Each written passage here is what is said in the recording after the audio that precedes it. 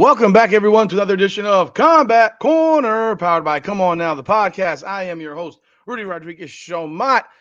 Before we jump in, make sure you hit the like button, subscribe to the channel, ring the bell, leave a comment, man. I appreciate y'all jumping on board.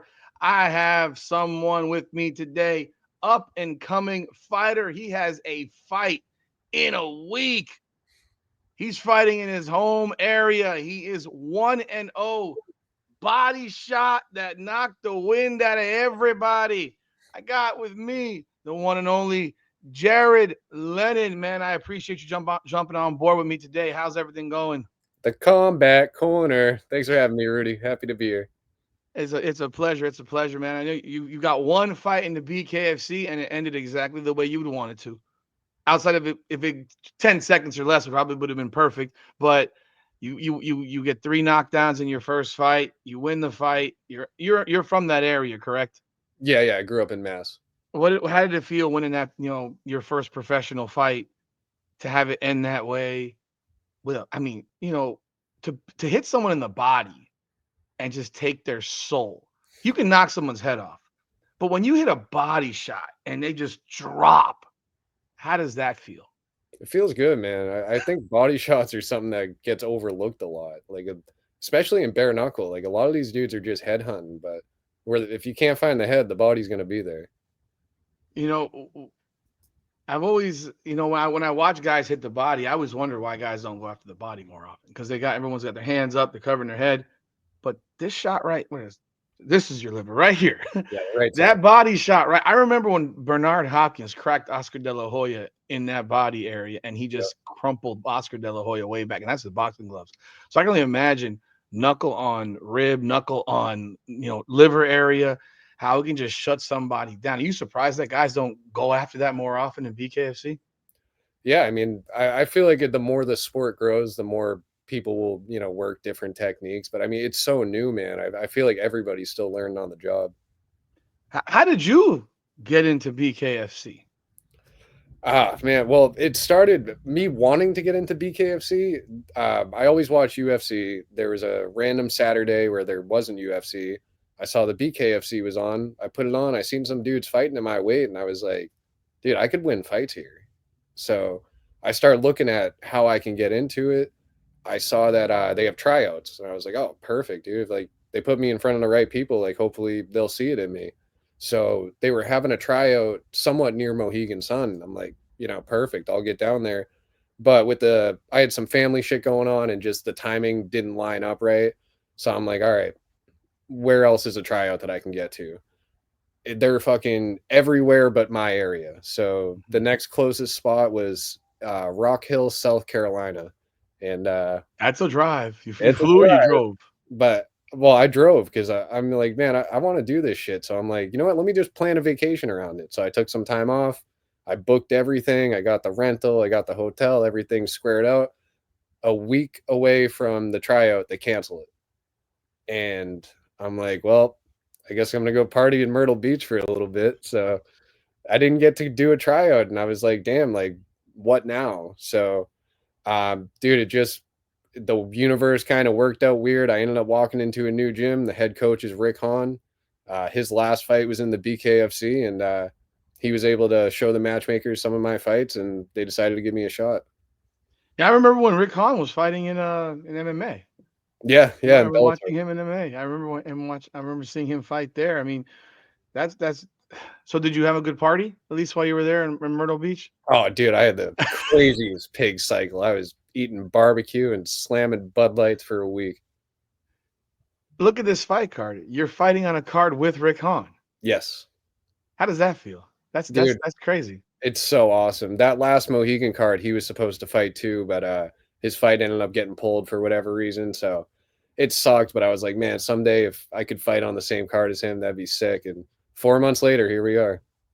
I mean, think about the fact that he's 48 years old doing this. Right, dude, he's I, great. I, I mean, is there a screw loose there? I'm 47, and I'm not. Hey, although I have my mind says, yeah, I would love to do it one time, but my body tells me something different. Does that show what an amazing athlete he is, that he's doing this thing at 48 years of age still? I think it's just his competitive nature, man. Like that dude's a savage. I mean, he's an Olympian.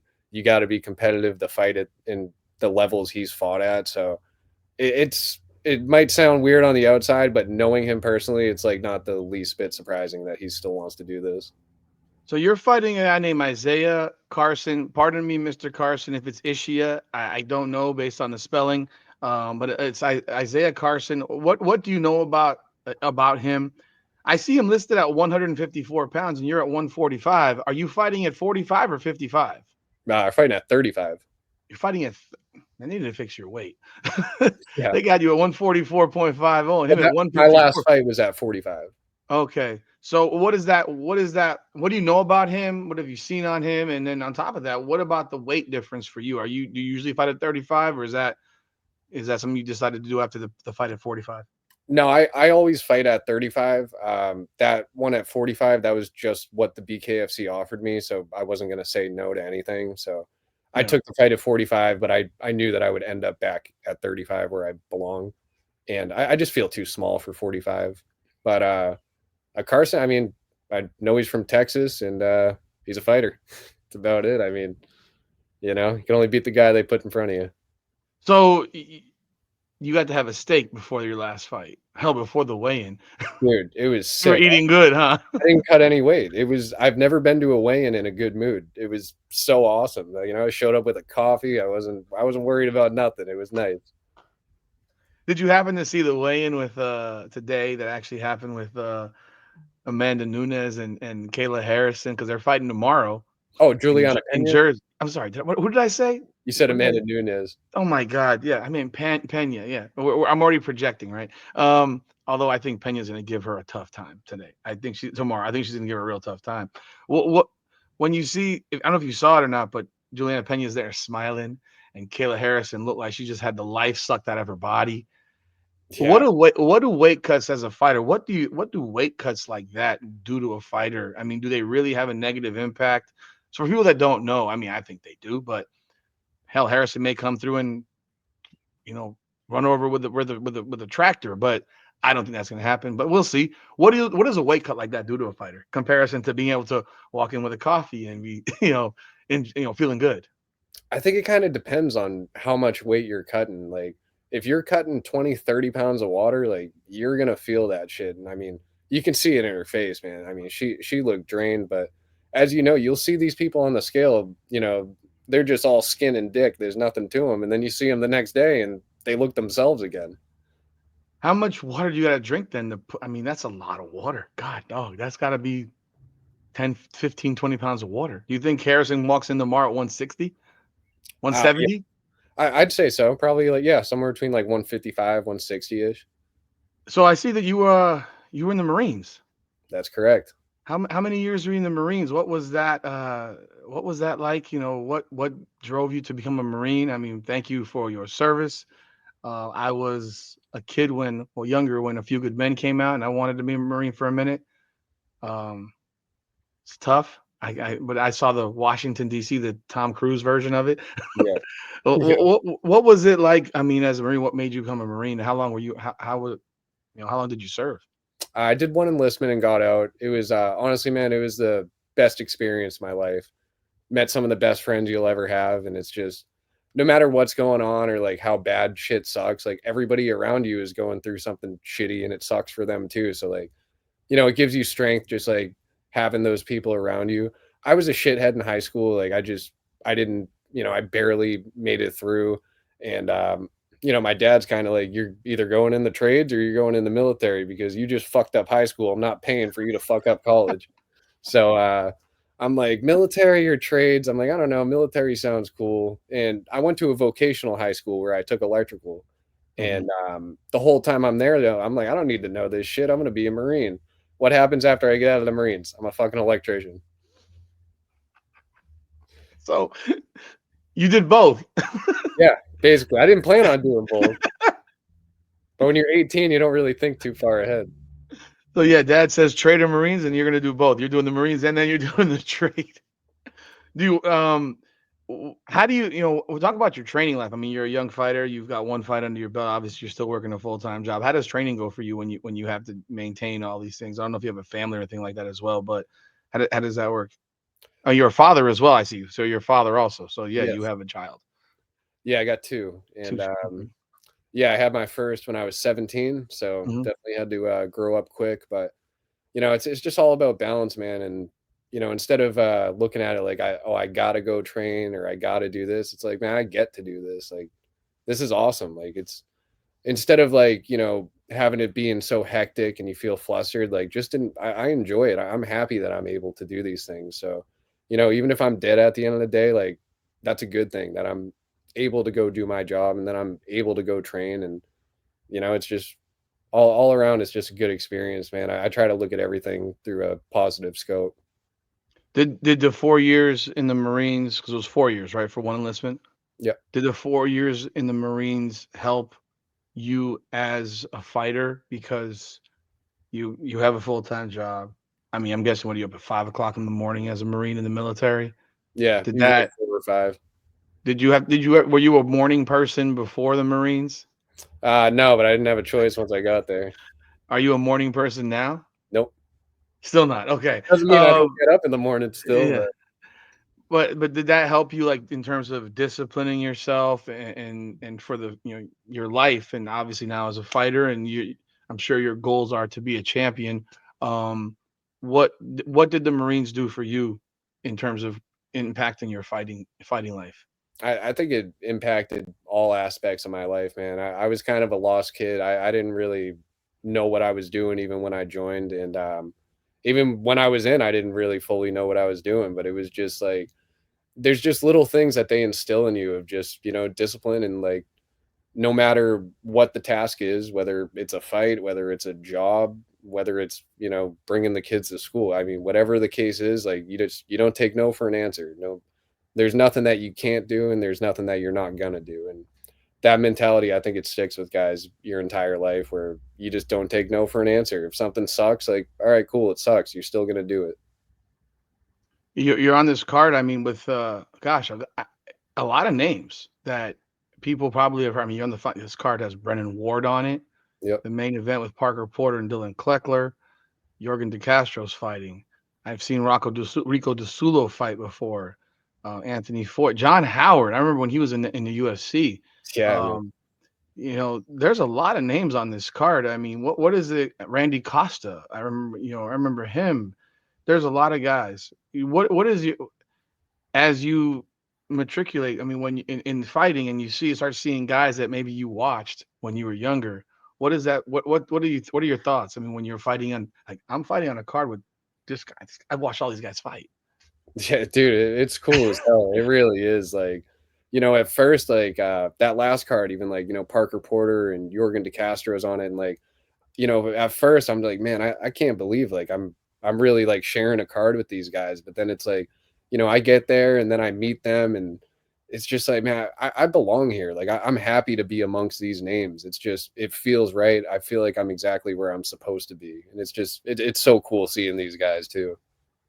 Are you into other sports? Basketball, baseball, football, or is martial arts? Bare knuckle. What you watch and what you do. I mean, besides obviously doing it, but is that something you a fan of other sports? Because we were talking about women's basketball a second before we got on camera, and I was just wondering, do you watch other sports as well? Not really, man. I mean, I just watch fighting. I watch UFC. I love One Championship. They put on some crazy Muay Thai fights there, and I like, I watch the BKFC too. But it's mostly just fighting is what I watch. But there is one sport I'm a fan of, and that is tennis. Really? Okay. Specifically women's tennis. I do not watch men's tennis. Why is that? Because I know why. I know I love tennis actually, but why is that you like women's tennis so much? Well, I like women's tennis more than men's because, like, so how like they kind of moan when they hit the ball. Like when someone's sitting in the other room and I got two dudes going, oh, back and forth. It's a little weird from the outside. So with the women's tennis, the moans don't freak you out, and you get something nice to look at, and you get to watch competition. It's like you get everything there. I grew up playing tennis. Actually, that's funny. I grew up playing tennis, and in the ages of Andre Agassi and Pete Sampras, and women's tennis, especially then too, but now especially, women's tennis is just so much more, in my opinion, competitive. Yeah. Watching a men's tennis player just hit 145 miles an hour on a serve and then just okay, don't. Okay, let's switch doing it. Now it's your turn to do that to me.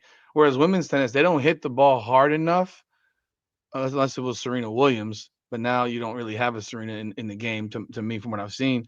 And you're actually able to get rallies. So Yes. that's my thought. Not it wasn't the moaning per se, but You can't act like it doesn't exist. yeah, when you hear men going, Yeah, not a fan. But yeah, dude, I mean, I love it. I think Arena Sabalenka is probably the closest we got to a Serena Williams right now. mm-hmm. That girl Oh, puts some fucking heat on it. Did you watch? Are you watching the French Open? Yeah. Just her game against Iga yesterday. That was close, but she eked it out. That last set, she really took over. She's facing Coco Gauff for the championship. Yeah, I think Sabalenka takes that. That's what, tomorrow? It's tomorrow, right? Yeah, tomorrow. So what time is that in the morning? Because is that in the morning here or in the afternoon? Because I know with Wimbledon, it's breakfast at Wimbledon was back in the day, and you'd be at 9 o'clock in the morning. Like, who the hell wants to wake up at 9 o'clock in the morning on a Sunday to go watch tennis? I'm pretty sure it's 9 o'clock in the morning, and I will be getting up to watch tennis. Have you played? No. Why not? Why don't you give it a crack? I mean, everyone's doing pickleball now. I mean, I see how it's not pickleball's not tennis. People think pickleball is like tennis for unathletic people. I should give tennis a try sometime though. Pickleball to me was like watching people on the beach back in the day with the big rackets with the blue ball. They'd be hitting it back and forth to each other.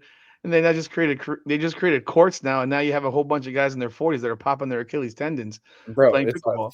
It's a hobby, not a sport. Tennis is a sport, though.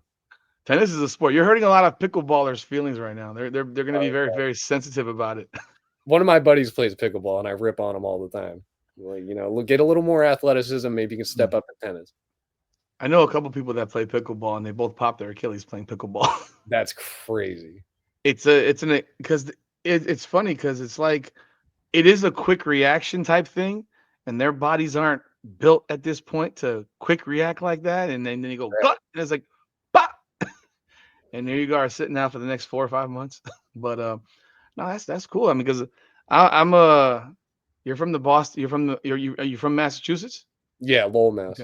Okay. So you're not a Red Sox fan or a Patriots fan? You don't care. Yeah. Oh no. Of course. I mean, it's tough to be a Patriots fan. These days. Well, now I used to watch a lot more football than I do now. I don't know, man. I kind of just fell out of it.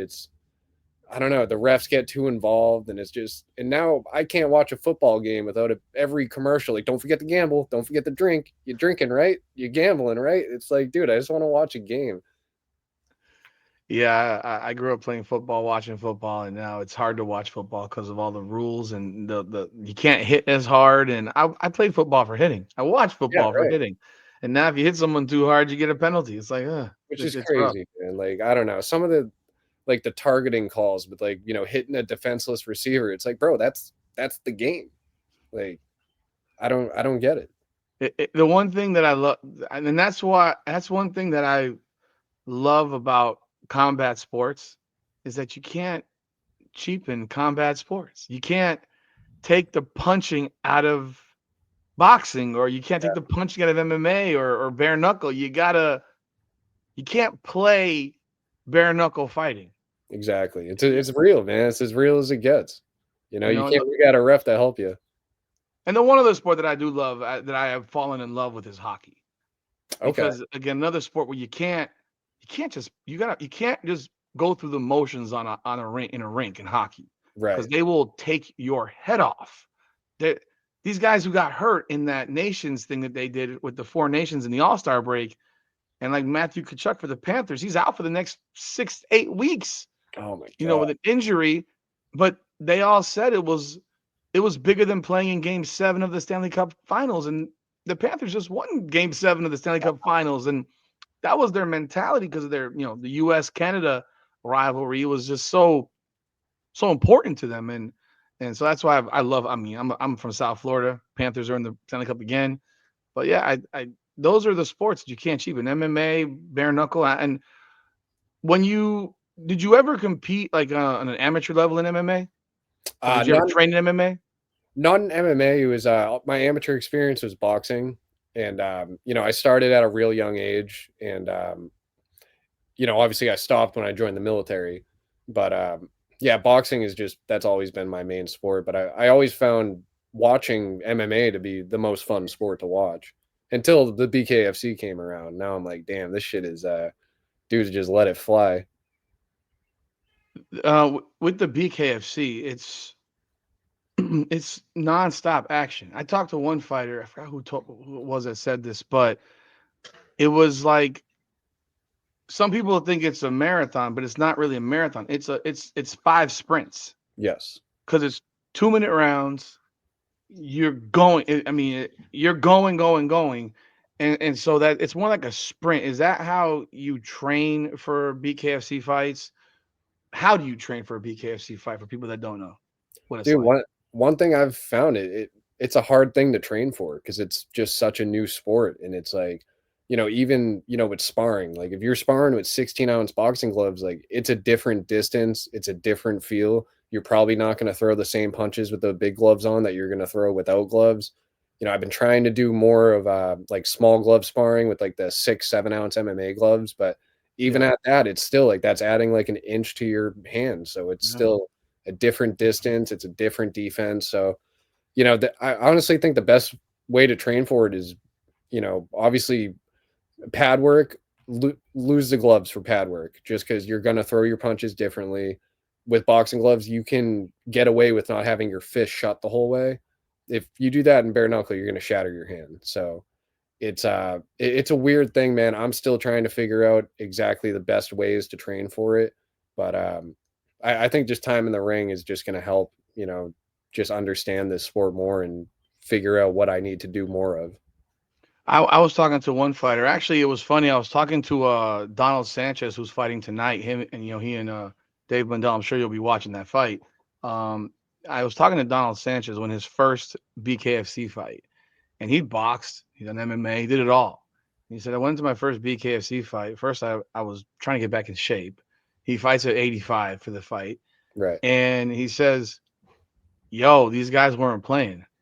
Like he didn't. It was like he had no idea what to expect because boxing is a lot more technical. Yep. You, I don't think you can't throw a back fist in BKFC, right? You can't throw a back fist, right? Yeah. You No can't Texas. you can't do that. But it's more.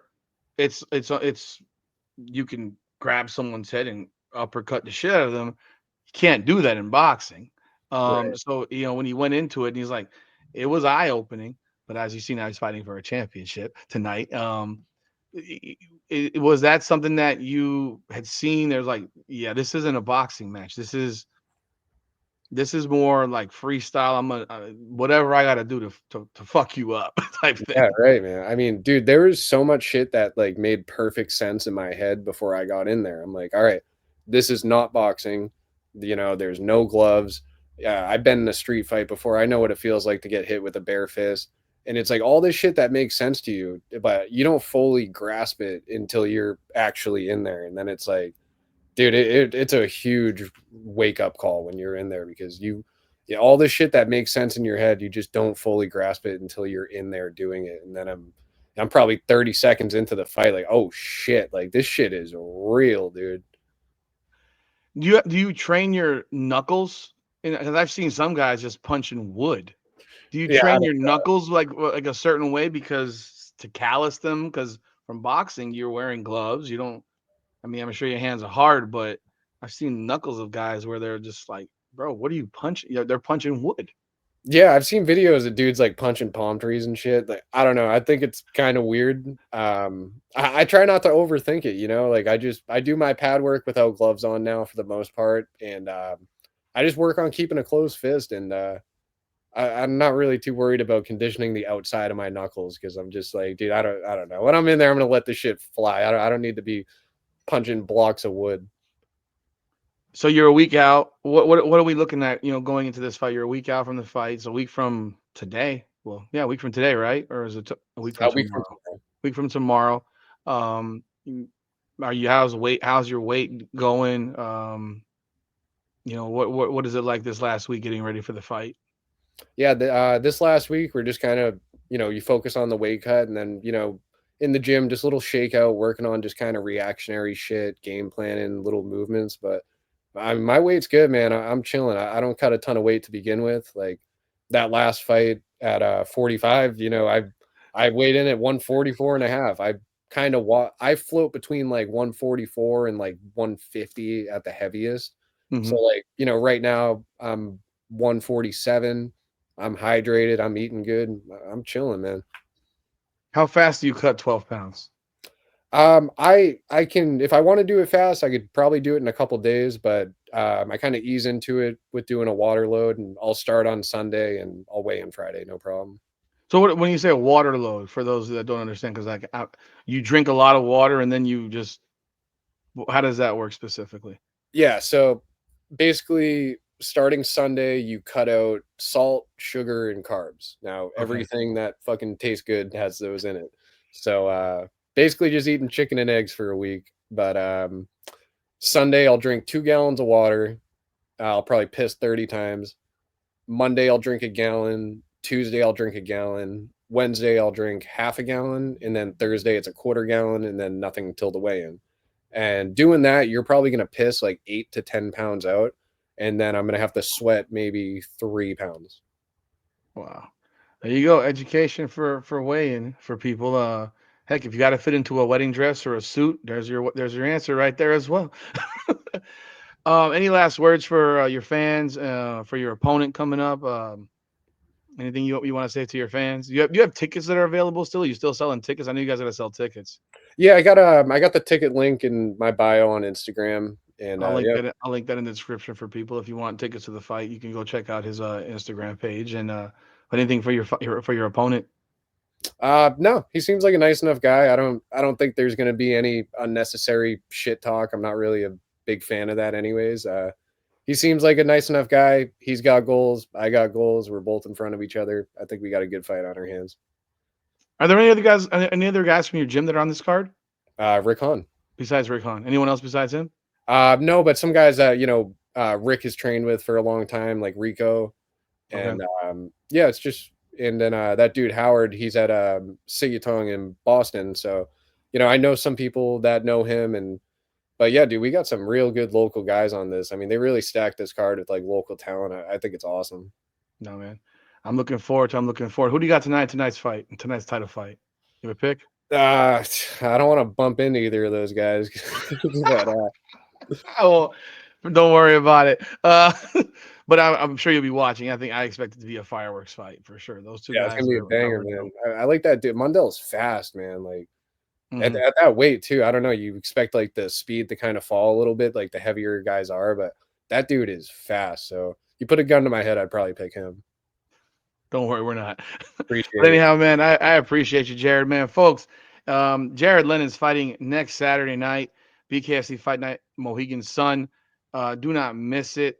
And his link will be in the description. If you want to get tickets, reach out to him. I'm sure there's going to be a cutoff because he has to focus on getting ready for the fight. But, man, I wish you all the best, my friend. And thank you for jumping on with me today. Ladies and gentlemen, again, Jared Lennon. This is Combat Corner, powered by Come On Now, the podcast. Come on now. Up and down through the blood and the sweat. Guarantee you can know I'm a threat.